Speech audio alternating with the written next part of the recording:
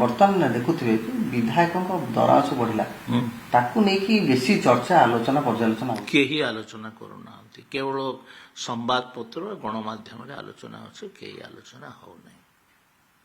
ଆଉ କୌଣସି ଆଲୋଚନା କୌଣସି ଲୋକ ଏତେ ପ୍ରତ୍ୟେକ ଦିନ ଯାଉଛି, କୌଣସି ଜାଗାରେ କିଛି ଆଲୋଚନା ହଉନାହିଁ। ମୋତେ ଲାଗୁନାହିଁ କିଛି ଆଲୋଚନା ହଉଛି ବୋଲି। କାରଣ ଆପଣ ଯେଉଁ କଥାଟି କହୁଛନ୍ତି ଯେ ଛୁଆ ଜନ୍ମରୁ ମନୁଷ୍ୟ ମୃତ୍ୟୁ ପର୍ଯ୍ୟନ୍ତ ବିଧାୟକମାନେ ପଇସା ଦେଉଛନ୍ତି, ବୁଝିଲେ? ତ ଯେଉଁ ପଇସା ମିଳିଲା ସେଟା ବି ବହୁତ କମ୍ ମୁଁ ଭାବୁଛି।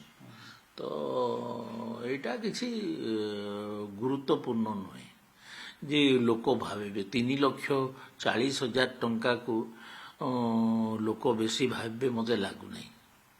କାରଣ ପ୍ରତ୍ୟେକ ମାସରେ ଗୋଟିଏ ବିଧାୟକର କେତେ ଖର୍ଚ୍ଚ ହେଉଥିବ।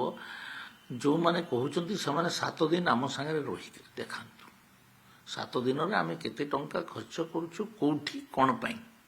ଆମ ସାଙ୍ଗରେ ରହିଲେ ଯେ ଜଣେ ରହିବ 7 ଦିନରେ ଆମେ କ'ଣ କ'ଣ ଖର୍ଚ୍ଚ କରୁଛୁ ଆମ ନିର୍ବାଚନ ମଣ୍ଡଳୀରେ ଏବଂ ଭୁବନେଶ୍ୱରରେ ରହିଲେ ସେ ଜାଣିବ ନା କ'ଣ ଖର୍ଚ୍ଚ ହେଉଛି।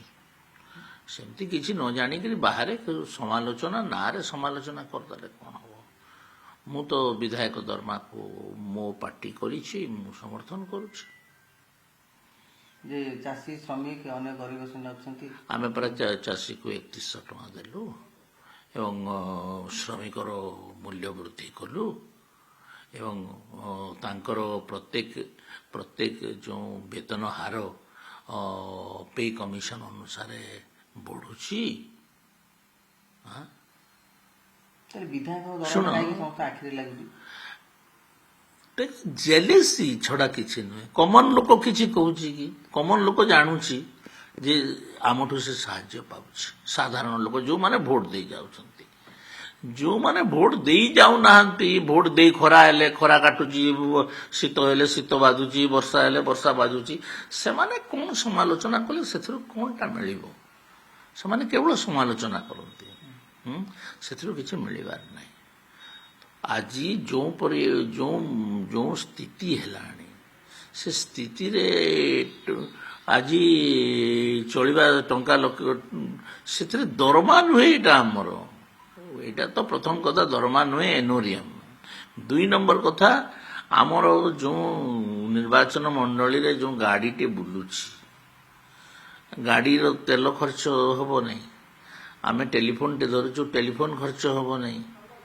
ଯିଏ ଆସିଲେ ଚା କପେ ମନେକର ଦେଲ, ସେଟା ବି ତ ଖର୍ଚ୍ଚ। ଚା ଯେ ଗୋଟିଏ କନଷ୍ଟିଚୁଏନ୍ସିର ଲୋକଙ୍କୁ କପେ ଚା ଯଦି ଦବ ଜଣେ ଲୋକ, ତାହେଲେ ତାର ମିନିମମ୍ 1,00,000 ଟଙ୍କା ଖର୍ଚ୍ଚ ହେଇଯିବ ମାସକୁ। ସେମାନେ ଯେଉଁମାନେ ସମାଲୋଚନା କରୁଛନ୍ତି, ସମାଲୋଚନା କରିବା ନାଁରେ କରୁଛନ୍ତି, ଆଉ କିଛି ନାହିଁ।